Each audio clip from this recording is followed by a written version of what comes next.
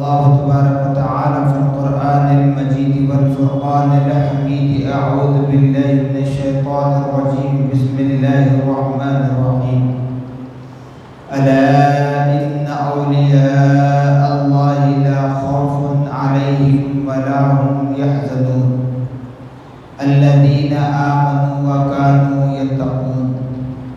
صدق الله العظيم وصدق رسوله النبي الأمين الكريم ونحن على ذلك لمن الشاهدين والشاكرين والذاكرين والصابرين والحمد لله رب العالمين.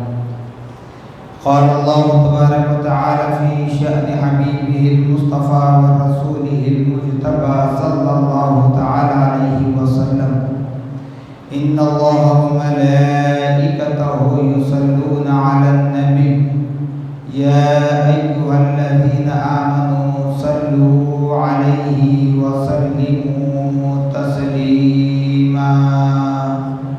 اللهم صل على سيدنا شفيعنا مولانا محمد كما تحب وترضى بأن تصلي عليه صلى الله عليه وسلم.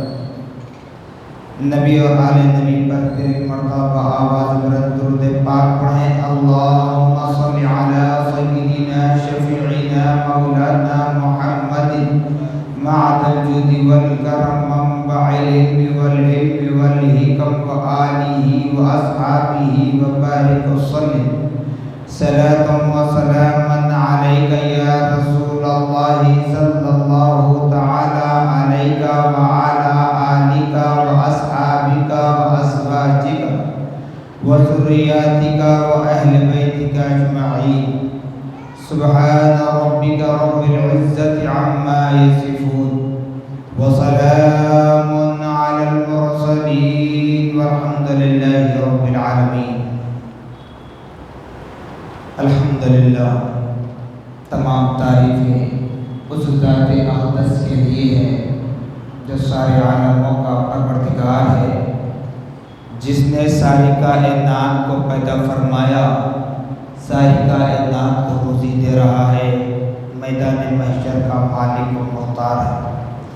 یقیناً اس خدا رب ذوالجلال کا بڑا ہی شکر احسان عظیم ہے کہ اللہ سبحانہ و تعالی نے ہم اور آپ کو اپنے نبی مکرم رسول محتشم صاحب لولاک باعث تخلیق کائنات فخر موجودات حضور تاجدار مدینہ حضرت محمد مصطفیٰ احمد مجتبی صلی اللہ تعالی علیہ وسلم کی امت بابرکت میں پیدا ہونے کا اعزاز بخشا. کرم پر کرم والا ہے. کرم یہ ہے کہ اللہ جل جلالہ نے ہم اور آپ کو اپنے گھر میں جگہ جمع ہونے کا موقع عطا فرمایا. صاحبوں، جیسا کہ قرآن مقدس کی جس آیت مبارکہ کو تلاوت کیا گیا، اس آیت مبارکہ کو آپ نے بارہا سنا کہ اللہ رب العالمین ارشاد فرما رہا ہے کہ میں نے اپنے محبوب بندوں کو، جن سے میں بہت زیادہ محبت کرتا ہوں، اور جو بندے مجھ کو رہتی دنیا میں رہ کر راضی کر لیتے ہیں، ان بندوں کو میں بے خبر نہیں باخبر بنا کر بھیجتا ہوں. اگرچہ کہ کسی زمانے کے کسی اللہ والے محبوب بندے کی شان میں اگر کوئی غلطی کرنا چاہے، چینی گوئی کرنا چاہے، اعتراض کرنا چاہے، تو اللہ رب العالمین فرما رہا ہے کہ وہ میرے محبوب بندے، وہ میرے اولیاء، وہ میرے دوست ہیں، کبھی وہ رنجیدہ نہیں ہو سکتے، کبھی وہ غم زدہ نہیں ہو سکتے. کیوں نہیں ہو سکتے؟ اس لیے کہ قرآن پاک فرما رہا ہے الذین آمنوا وکانوا یتقون، کہ جنہوں نے ایمان لایا، جنہوں نے ایمان لایا۔ اب یہاں پر یہ بات پیدا ہو سکتی ہے، یہ سوال آ سکتا ہے، کیا ہم نے ایمان نہیں لایا؟ کیا ہم نے کلمہ طیبہ نہیں پڑھا؟ کیا ہم نے نبی محمد الرسول اللہ کی رسالت کا اقرار نہیں کیا؟ کیا ہم نے خدائے واحد کی عبادت نہیں کی؟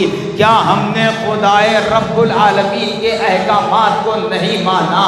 پھر ہم میں اور ان میں فرق کیا ہے؟ تو قرآن بتا رہا ہے الذین آمنوا وکانوا یتقون، کہ انہوں نے ایمان ایسے لایا کہ دنیا سے اپنا ناتا رشتہ توڑ دیا، دنیا سے ناتا رشتہ توڑ لیا۔ تو یہ دنیا سے رشتہ توڑنا ماں باپ سے، آل اولاد سے، رشتہ داروں سے، پڑوسیوں سے، اہل محلہ سے، اہل وطن سے نہیں، بلکہ دنیا کی عزت، دنیا کی شہرت، دنیا کی دولت، دنیا کی کرسی، دنیا کی واہ، ان چیزوں سے انہوں نے اپنے آپ کو توڑ کر فنا فی اللہ کی منزلیں طے کی۔ اس لیے قرآن بتا رہا ہے الذین آمنوا وکانوا یتقون، کہ انہوں نے ایمان ایسے لایا، انہوں نے تقوی پرہیزگاری ایسے اختیار کی کہ ہمیشہ ہمیشہ رات جب بستر میں سوتے تب بھی خدا کا خوف ان کے دل میں ہوتا، تب بھی خدا کی اطاعت گزاری ہوتی، رسول اللہ کی فرما برداری ان سے ادا ہوتی، رسول اللہ کی سنتوں پر عمل پیرا ہوتے۔ اس لیے اللہ تبارک و تعالیٰ نے فرمایا میرے اولیاء یعنی میرے دوست جو ہوتے ہیں وہ کسی زمانے میں، اگر کسی زمانے کے ہوں، رنجیدہ، غمزدہ، خوف زدہ نہیں ہو سکتے، اور اہل سنت والجماعت کا ایک ادنا سا غلام ہونے کے ناطے بڑی ہی ذمہ داری کے ساتھ کہتا ہوں کہ جو آج ہم سانس لے رہے ہیں، آج ہم جو چین کی زندگی بسر کر رہے ہیں، یہ اولیاء اکرام کا صدقہ ہے، یہ اولیاء اللہ کا صدقہ ہے۔ ورنہ اگر ہم اپنے اعمال کا محاسبہ کر لیں اور خدا کی رحمت کا تقابل کر لیں، اپنے اعمال کو ایک پلڑے میں رکھ دیں اور خدائے واحد کی ایک صفت کے اربوں ٹکڑے کر کے ایک ٹکڑے کو ایک پلڑے میں رکھ دیں، ہمارے گناہوں کا پلڑا بھاری ہو جائے گا۔ خدا کی رحمت ہم پر نازل نہیں ہو سکتی، خدا کی رحمت ہم پر نازل ہو رہی ہے، یہ اللہ والوں کا صدقہ ہے، اللہ والوں کی دین ہے، اللہ والوں کی عطا ہے۔ جس طرح اللہ رب العالمین نے فرمایا کہ میں اپنے بندے سے 70 ماؤں سے زیادہ محبت کرتا ہوں، میں اپنے بندے کے دل پر دن بھر میں 360 مرتبہ نظر ڈالتا ہوں۔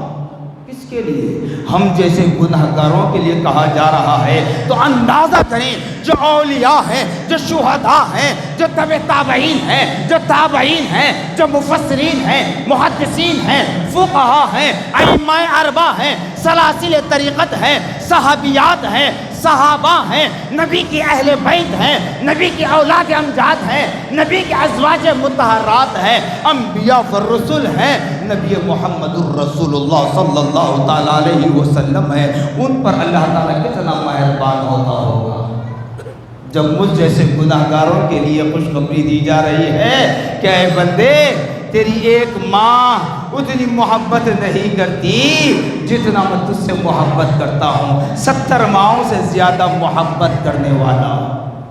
تو اسی لیے اہل سنت والجماعت کی یہی تعلیمات ہے کہ تم اولیاء کا وسیلہ اختیار کرو، اولیاء کی بارگاہ میں جاؤ، اس لیے کہ وہاں خدا کی خاص رحمتوں کا نزول ہوتا ہے۔ نہیں معلوم وہ رحمت کے چھینٹے تم پر بھی آ جائیں تمہاری بخشش ہو جائے، تمہاری مغفرت کا ضامن بن جائے، تمہارے گناہ مٹنے کا سبب بن جائے، تو ان اہل اللہ میں سے، ان اولیاء اللہ میں سے ہمارے شہر حیدرآباد دکن کی سرزمین پر ایک ولی کامل جو کسی تعریف کے محتاج نہیں ہیں، شہزادہ فاروق اعظم امیر المومنین خلیفۃ المسلمین خلیفۃ رسول اللہ حضرت عمر بن خطاب رضی اللہ تعالی عنہ کی 39ویں پشت، جس کو نبی کون مکان صلی اللہ تعالی علیہ وسلم نے ہندوستان اور بالخصوص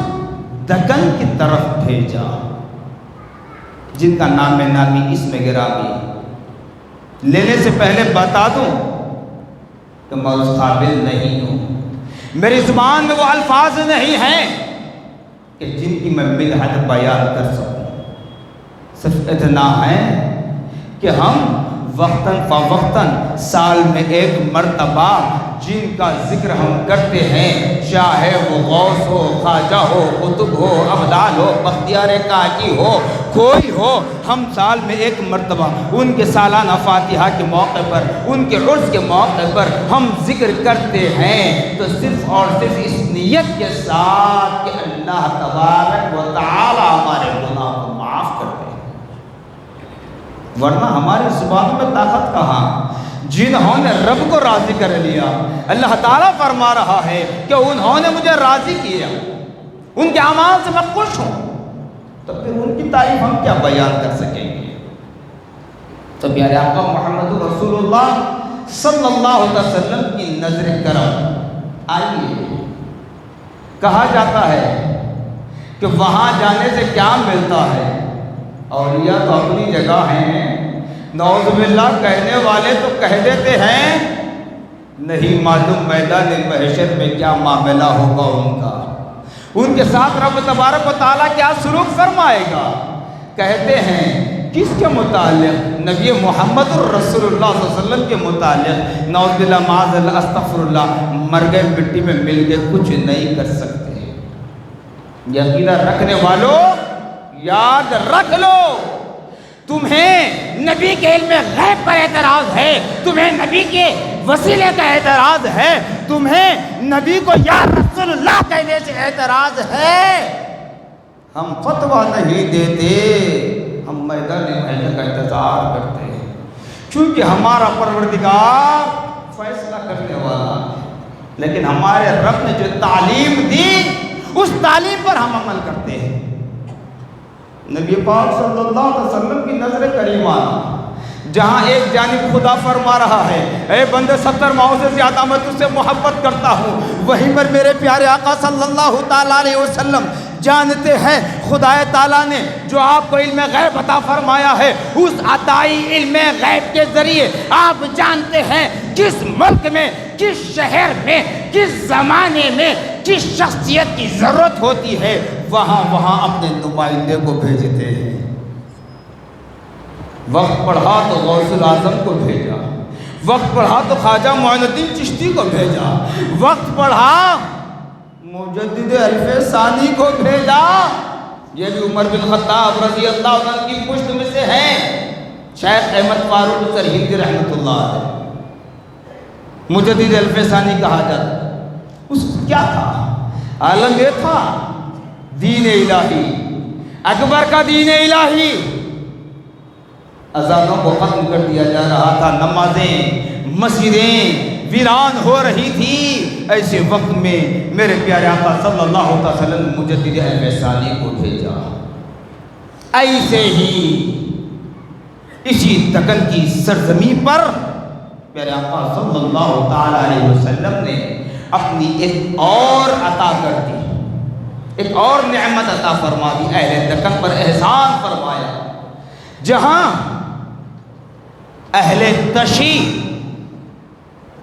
دیگر عقائد کا بول بالا تھا، ایسے وقت میں پیارے آقا صلی اللہ علیہ وسلم کی بارگاہ سے عطائے خیر الانام بن کر شیخ الاسلام والمسلمین عارف باللہ نور نگاہ امداد اللہ استاد اعلیٰ حضرت غفران مکان و محدث دکن ابو البرکات امام محمد انوار اللہ فاروقی علیہ رحمت الرضوان کو بھیجا۔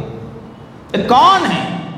یہ وہی ہیں جو جامع نظامیہ جس کو ہم جانتے ہیں 150 سال سے، جس جامع نظامیہ کو ہم جانتے ہیں اس جامع نظامیہ کے فاؤنڈر ہیں۔ آپ کی ولادت ریاست مہاراشٹر ناندیڑ میں ہوئی، لیکن شروع ہی سے آپ کی زندگی ایسے بسر ہوئی کہ آپ کی ولادت بسعادت سے پہلے آپ کے نام کی تجویز ہوئی، آپ کے صفات کمالات کو بیان کیا گیا۔ آپ کی والدہ ماجدہ ناندیڑ میں مزار ہے، مزدور صاحب کی حضرت یتیم شاہ ولی رحمت اللہ علیہ مزدور تھے، ان کے پاس آپ کی والدہ نے ایک طبق میں ایک کشتی میں پھل فروٹ رکھ کر بھیجا۔ اولیاء اللہ ہمارے ان چیزوں کے محتاج نہیں ہوتے، لیکن بڑوں کا طریقہ کار ہے کہ جب کسی کے پاس جاؤ تو تحفہ لے کر جاؤ۔ بڑوں کا طریقہ کار نہیں، خود قرآن میں حکم ہے کہ لوگو تم جب کسی کے پاس جاؤ تو اس کو تحفہ دو تاکہ اس کے بدلے تمہیں اس سے اچھا تحفہ مل جائے، جس سے محبت بڑھتی ہے۔ تو آپ کی والدہ ماجدہ نے پھل فروٹ رکھ کر بھیجا، پردے کی آڑ سے کہا کہ آیا میری قسمت میں اولاد ہے یا نہیں؟ تو اس یتیم شاہ ولی نے اس آئے ہوئے تحفے کو بازو رکھوایا اور کہا کہ بی بی مایوس ہونے کی ضرورت نہیں ہے، تمہیں اللہ تبارک و تعالیٰ ایک لڑکا عطا کرنے والا ہے جو حافظ قرآن ہوگا، حامل شریعت ہوگا، دین کا پاسبان ہوگا۔ اور کچھ دیر توقف کرنے کے بعد فرمایا اس کا نام انوار اللہ رکھنا ہوگا۔ جب یہ بشارت سنی اس کے بعد بتایا جاتا ہے، آپ کو کتاب مل جائے گی، حضرت بانی جامع نظامیہ علیہ رحمہ کے شاگرد جامع نظامیہ کے مفتی اول حضرت العلامہ مفتی رکن الدین صاحب قبلہ رحمت اللہ علیہ اپنی کتاب مطلع الانوار میں تحریر فرماتے ہیں کہ آپ کی والدہ ماجدہ نے خواب میں دیکھا۔ کیا دیکھا؟ پیارے آقا محمد رسول اللہ صلی اللہ تعالی علیہ وسلم قرآن پاک کی تلاوت کر رہے ہیں، آسمان سے نورانیت نازل ہو رہی ہے اور دیکھ رہی ہیں کہ پیارے آقا صلی اللہ علیہ وسلم قرآن پاک کی تلاوت کر رہے ہیں۔ جب آپ کی ولادت بسعادت ہوئی، ابتدائی تعلیم ہوئی اپنے والد بزرگوار کے پاس، پھر اس وقت کے بڑے بڑے اساتذہ کے پاس آپ نے ذانو ادب طے کیا، اور بتایا جاتا ہے کہ آپ نے 11 سال کی عمر میں، صرف 11 سال کی عمر میں قرآن پاک مکمل طور پر حفظ کیا۔ اور اللہ کی عطا دیکھیے کیسے کیا۔ بتایا جاتا ہے کہ جس استاد کے پاس اب حفظ کر رہے ہیں وہ آنکھوں سے نابینا تھے، نابینا حافظ صاحب کے پاس آپ نے قرآن حفظ کیا۔ اگر ہماری طرح کوئی ہوتے تو کیا کرتے؟ سب بہتر جانتے ہیں، لیکن قرآن کا معاملہ ہے اس لیے بات نہیں ادا کرتا، مگر اللہ کا امتحان ہے، اللہ تعالیٰ اپنا مقرب بنانا چاہا تو اس لیے ایسے ایسے علوم سے سرفراز فرمایا۔ پھر آپ کو حکومت کی جانب سے جاگیر ملی، خزانت ملی، سب کچھ ملی، کمی نہیں تھی۔ 3 سال آپ مدینہ منورہ میں قیام فرمائے۔ جب آخری مرتبہ جا رہے تھے تو اس وقت اس عزم مصمم کے ساتھ، اس پکے ارادے کے ساتھ روانہ ہوئے کہ مولا اب میں اپنے وطن ہندوستان واپس نہیں آؤں گا، زندہ رہوں تو نبی کے شہر میں، مر جاؤں تو نبی کے دیار میں، اب ہندوستان واپس نہیں آؤں گا۔ اللہ رب العالمین سننے والا ہے، قبول کرنے والا ہے، اور اللہ نے نبی پاک صلی اللہ علیہ وسلم کو اختیار والا بنایا، مختار کل بنایا۔ ادھر انوار اللہ فاروقی کے ان دعا کو سنا، ان الفاظ کو سنا، قبول فرما لیا، اور پیارے آقا سے کہہ دیا کہ اے محبوب اس کی دعا کو میں نے سن لیا ہے، قبول کر لیا ہے، آپ کو اختیار دے دیا گیا ہے، جس کو چاہے جب چاہے جیسے چاہے آپ استعمال کر لیں، آپ کی مرضی ہے، آپ مختار کل۔ بتایا جاتا ہے کہ پیارے آقا صلی اللہ علیہ وسلم کے اس سنہری جالیوں کے غرب و جوار میں حضرت انوار اللہ فاروقی علیہ رحمت و رضوان آرام فرما رہے ہیں۔ خواب میں پیارے آقا صلی اللہ تعالی علیہ وسلم فرماتے ہیں اے انوار اللہ دکن کی طرف مراجعت کرو۔ آپ خاموشی اختیار کرتے ہیں۔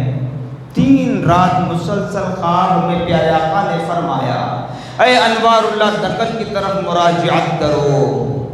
جب صبح ہوئی نماز فجر ادا کرنے کے بعد ان سنہری جالیوں کو چھوا، پھر اس کے بعد بتایا جاتا ہے کہ پیارے آقا نے اپنے لہجے میں کچھ تبدیلی لائی، تھوڑا سا سختی لا کر کہا کہ اے انوار اللہ دکن کی طرف مراجعت کرو، دین اسلام کی ترویج و اشاعت کا کام کرو۔ سمجھ میں نہیں آتا، تب آپ فرماتے ہیں اپنی سر کو جھکا کر یا رسول اللہ صلی اللہ تعالی علیہ وسلم ذری سی تکلیف اگر مجھے ہوتی ہے میں آپ کی جالیوں سے چمٹ جاتا ہوں، یا رسول اللہ آپ کے شہر کو چھوڑنا مجھے گوارا نہیں ہے، آپ کے دیار کو چھوڑنا مجھے گوارا نہیں ہے۔ پیارے آقا فرماتے ہیں اے انوار اللہ تم یہ سمجھتے ہو کہ تم مدینے سے دور ہو رہے ہو، لیکن یاد رکھ لو مدینے والا تم سے دور نہیں ہے، مدینے والا تم سے دور نہیں ہے۔ صرف اتنا ہی نہیں، بانی جامعہ انوار اللہ فاروقی رحمت اللہ علیہ نے پیارے آقا صلی اللہ علیہ وسلم سے یہ نہیں فرمایا کہ یا رسول اللہ جس وقت میں اپنے وطن کو خیر آباد کہہ رہا تھا اس وقت میں نے اپنی جاگیر جائیداد پراپرٹی سب کچھ اپنے چھوٹے بھائی کے نام کر آیا ہوں، اور آپ دکن کی طرف جانے کا حکم دے رہے ہیں، وہاں مجھے کون پہچانے گا، میرا حامی و مددگار کون ہوگا، میرا ساتھ دینے والا کون ہوگا؟ یہ نہیں فرمایا۔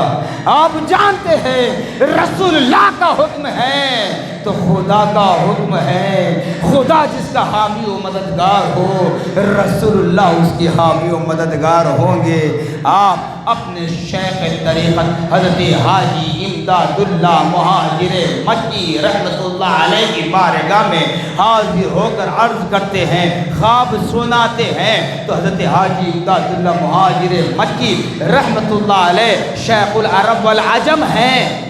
آپ فرماتے ہیں اے انوار اللہ سرکار کا حکم ہے، آپ کو سرکار نے منتخب کیا، آپ چلے جاؤ، تو فوراً آپ آ جاتے ہیں۔ آنے کے بعد جامع نظامیہ آج آپ جہاں دیکھ رہے ہیں یہ تیسرا مقام ہے۔ سب سے پہلے آپ کے لیے ادھر سے حکم ہوا، آپ دکن تشریف لائے تو اللہ نے آپ کا ایک مددگار پیدا کر دیا، ایک رفیق پیدا کر دیا، جنہیں مظفر الدین معلی رحمت اللہ علیہ کے نام سے یاد کیا جاتا ہے۔ آپ کے حامی و مددگار بن کر، آپ کے رفیق بن کر، آپ کے ساتھ ساتھ رہے۔ افضل گنج کی جامع مسجد میں سب سے پہلے مدرسہ نظامیہ قائم ہوا، وہاں جگہ نہ کافی ہوئی تو پرانے شہر کے چار مینار کے دامن میں چیلا پورا ایک علاقہ ہے، وہاں پر قائم فرمایا۔ پھر وہ بھی جگہ نہ کافی ہوئی، سلطنت آصفیہ کا دور تھا. میر محبوب علی بادشاہ چھٹے بادشاہ نے یہ جامع نظامیہ جس مقام پر ہے وہ زمین دے دی. اس زمین پر جامع نظامیہ آج تک چل رہا ہے اور اس کا نام پہلے تھا مدرسہ نظامیہ. جتنے حضرات کے پاس جن کے آبا و اجداد نے جامع نظامیہ سے تقریباً 100 سال پہلے اسناد لیے ہیں، سرٹیفکیٹس لیے ہیں، ان کے گھروں میں سرٹیفکیٹ محفوظ ہیں، تو دیکھ لیں اس کے اوپر مدرسہ نظامیہ ہے. یہ نام مدرسہ نظامیہ کیوں تھا؟ پیران پیر روشن ضمیر ہیکل نورانی قندیل صمدانی حضرت شیخ عبدالقادر جیلانی رحمت اللہ علیہ جس مدرسے میں تعلیم حاصل کی اس مدرسے کا نام مدرسہ نظامیہ تھا. تو انوار اللہ فاروقی رحمت اللہ علیہ نے بھی مدرسہ نظامیہ ہی رکھا. جوں بڑھتا چلا گیا، جب یونیورسٹی کی شکل اختیار ہوئی تو پھر اس کو جامع نظامیہ قرار دیا گیا. الحمدللہ 154 سال سے وہ جامع نظامیہ چل رہا ہے. صرف ایک جامع نظامیہ نہیں بلکہ ملک بھر میں نہیں، ساری دنیا میں، علمی دنیا میں اگر حیدرآباد دکن کو جانا جاتا ہے، پہچانا جاتا ہے، یہ 4 مینار، یہ قلعہ گولکنڈہ، یہ 7 گنبد نہیں بلکہ علمی لوگ اگر جانتے ہیں جامع نظامیہ کے نام سے، علمی لوگ جانتے ہیں دائرۃ المعارف العثمانیہ کے نام سے.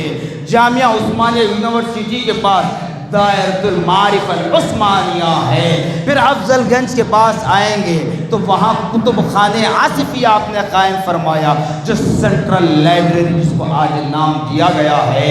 جو بارگاہ اجمیر شریف پہنچیں گے، بارگاہ معینیہ میں وہاں دیکھیں گے مدرسے دارالعلوم معینیہ ہے، اس کو بھی آپ نے قائم فرمایا. مکہ مسجد میں جب آپ داخل ہوں گے بائیں جانب لیفٹ سائڈ دیکھیں گے مدرسے شاہی حفاظ کا بورڈ نظر آئے گا، اس کو بھی آپ نے قائم فرمایا.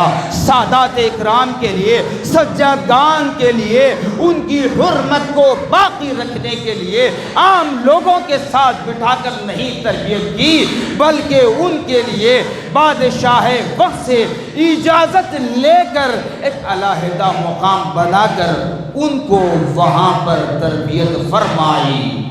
اور جو نکاح نامے کا ماڈل آپ کو دیا جاتا ہے نا، سیاہ نامہ، یہ بھی آپ کا کارنامہ ہے. جو آج ہم حلال گوشت کھا رہے ہیں، مسلخوں میں قریشی حضرات کو جانور ذبح کرنے سے روکا گیا، اس کے لیے ملا کا انتظام کیا گیا، یہ بھی آپ ہی کا کارنامہ ہے. صرف اتنا ہی نہیں، حضرت بانی جامع نظامیہ علیہ رحمت رضوان کی کئی کتابیں جیسے انوار احمدی ہے، افادۃ الافہام ہے، حقیقت الفقہ ہے، شمال ہو کے جنوب بلکہ پڑوسی ملک کے دینی درسگاہوں کے سلیبس میں آپ کی کتابیں شامل ہیں. اس طرز پر آپ نے کتابیں لکھی اور تمام ادارے آپ نے قائم فرمائے. اس کے بعد تمام اداروں کو ملت اسلامیہ کے حق میں چھوڑ دیا، چاہے وہ حکومت کے تحت چل رہے ہوں چاہے وہ پرائیویٹ چل رہے ہوں. لیکن الحمدللہ ثم الحمدللہ سارے ادارے اپنی آب و تاب کے ساتھ چل رہے ہیں. کیوں کہ آپ نے تقوی و توکل کی اساس پر جامع نظامیہ کو اور دیگر اداروں کو قائم فرمایا. اس لیے جامع نظامیہ کے ایک ثبوت تحریر فرماتے ہیں، مدینے سے لا کر پیام محمد، مدینے سے لا کر پیام محمد، رکھا اس کا پایا بنام محمد. جیسے جامع نظامیہ کی سنگ بنیاد رکھی گئی وہ سن ہجری 1292 ہے.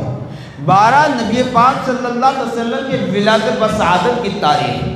92 ابجد کے اعتبار سے حروف محمد کے اعداد شمار کیے جاتے ہیں. تو بتایا گیا مدینے سے لا کر پیام محمد، رکھا اس کا پایا بنام محمد. بے علم یہاں آتے ہیں، انبیاء کی وراثت پاتے ہیں، دن رات چراغ علماء کے اس جامعہ سے سلگتے رہتے ہیں۔ یہ واقعات کو اس لیے میں نے لیا، آپ کی تعریف کو اس لیے میں نے کہا اپنی گناہگار زبان سے کہ آج جمادی الاولیٰ کی 29 تاریخ ہے، آج ہی کی تاریخ تھی آپ کا وصال ہوا تھا، آج آپ کا عرس شریف منایا جاتا ہے۔ جامع نظامیہ کے ہی سراؤنڈنگ میں، احاطے میں آپ کا مزار اقدس ہے۔ بعد نماز عصر قرآن خوانی ہوگی، قبل از مغرب آپ کی مزار پر انوار پر چادر گل افشانی ہوگی۔ بعد نماز مغرب وہ نورانی منظر جنہوں نے دیکھا ہوگا کہ جہاں قرآن کے حفاظ، قاری قرہ، مولوی، عالم، فاضل، کامل، کامیاب کرنے والے خوش نصیبوں کو اسنادات دیے جاتے ہیں، گولڈ میڈلز دیے جاتے ہیں، خلعتیں پہنائی جاتی ہیں، سر پر دستار باندھی جاتی ہے۔ وہ منظر آج دیکھنا چاہتے ہو تو انشاءاللہ جامع نظامیہ آپ تشریف لائیں، دیکھ لیں، پتہ چلے گا، کیونکہ آپ حضرات کا بھی بڑا تعاون ہوتا ہے، چاہے رمضان ہو، عید الاضحیٰ ہو، کوئی اور موقع پر جب بھی آپ وقتاً فوقتاً جو جامع نظامیہ کے لیے اپنا تعاون پیش کرتے ہیں تو آئیے آج اسی میرے انہی الفاظ کو دعوت نامہ تصور کرتے ہوئے، انویٹیشن کارڈ تصور کرتے ہوئے جامع نظامیہ ضرور تشریف لانے کی کوشش کریں، جہاں پر علماء کا سمندر نظر آئے گا، حفاظ کرام کا سمندر نظر آئے گا۔ وہ خوش نصیب والدین اپنے بچوں کو اپنے سینوں سے چمٹائے ہوں گے کہ جنہوں نے دین و دنیا کی دولت حاصل کر لی۔ حضرت انوار اللہ فاروقی علیہ رحمت و رضوان کی آمد اور آپ کا رخصت ہونا یہ اہل دکن نہیں، اہل علم، اہل قلم کے لیے بڑا سانحہ تھا اور آج بھی وہ بڑا سانحہ یاد کیا جاتا ہے۔ وقت ہو چکا ہے، میں نے پہلے کہہ دیا کہ ان اللہ والوں کی تعریف کے لیے ہمیں ہماری زندگی کی راتیں، ہمارے زندگی کے ایام بھی کم پڑ جائیں گے، چونکہ انہوں نے اپنے رب کو راضی کیا، رب نے ان کے اوصاف کو، ان کے کمالات کو ایسے بلند فرمایا، کہیں شمال میں تو کہیں جنوب میں، کہیں سے ہر جگہ سے اللہ والے اپنے اپنے مسندوں سے کام کرتے آتے ہیں اور ان کے مشن پر چلنا یہ ہماری ذمہ داری ہے۔ اسی میں ہماری دنیا بھی کامیاب ہے، سکرات بھی کامیاب ہے، آخرت کی زندگی بھی کامیاب و کامران ہوتی ہے۔ جزاکم اللہ خیر الجزاء وآخر دعوانا الحمدللہ رب العالمین۔